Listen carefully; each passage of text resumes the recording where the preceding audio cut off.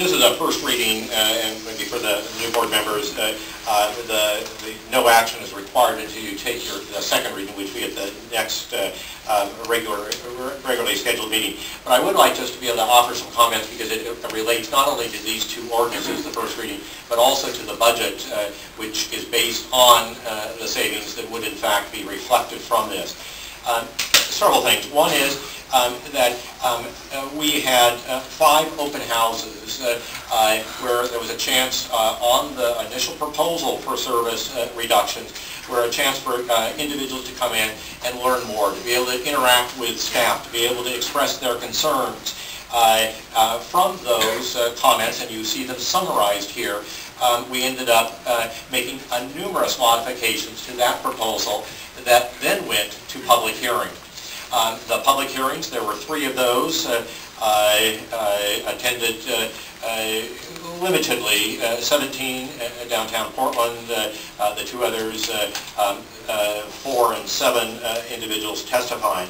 But even from those, we additionally made changes to the proposal that was first modified from the open houses to the changes that were made after public hearing.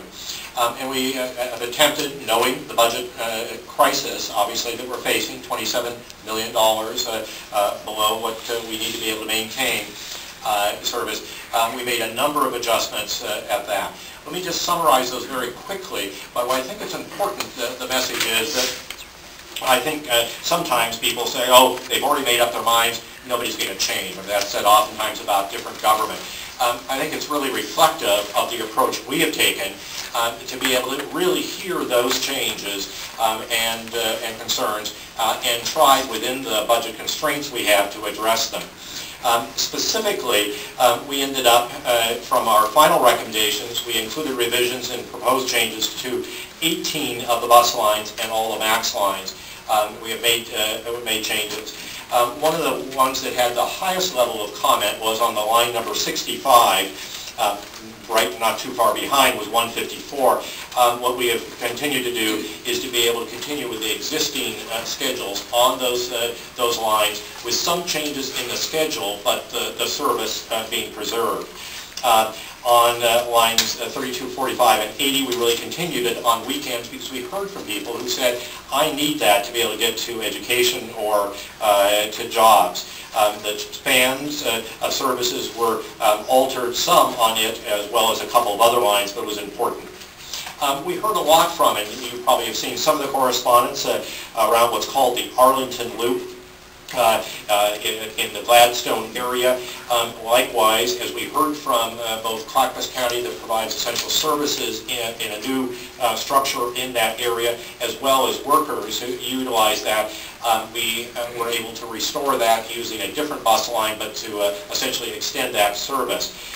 And from Clackamas County, a concern about whether or not if they expand their service or their social services that they're providing, will we work with them to be able to make sure our service reflects that, and our commitment is yes, to work very closely with them if they expand later in the evening for their services or even expand onto Saturdays. But at the current time, our expanded service off the number 34 for that, it has been able to be addressed. One of the other areas we heard about was the serving the Nimbus job area. Board member Van Beveren has heard this as well. The concern was that the line 43 we proposed originally to be able to reduce that to the Nimbus area because of low ridership. We have been able to keep that, and I may come back to a broader comment in a minute. Overall, 11 lines also we retained the time of the last trip to be able to really allow people to be able to make that job or get home from it, although we have had to certainly work with whether or not that schedule would remain the same throughout the whole day. We did make adjustments in that, but to be able to maintain that first and last trip. Lastly, we also looked at what I refer to as the Challenge Save watch list, and that is a number of services we felt we're just very, very low ridership. And although we propose to go ahead and continue with them, it is with creating a partnership with both those riders, with the businesses nearby or educational institutions to say, we've got to find ways to be able to get that ridership up, and let us work together to do so. Because if not, they have to remain on the watch list because it just are very, very few people using it. And so our effort, whether it was on the Line 43 Nimbus loop or others, we wanted to be able to make sure that we really had a chance to be able to address that, but in partnership with businesses. For example, another one is the 48 Cornell, and I won't go through all of these, but 48 Cornell, we heard from Netflix, who is moving a number of their operations from California up here, are hiring, which is something that not very many businesses are doing, and they operate 24/7.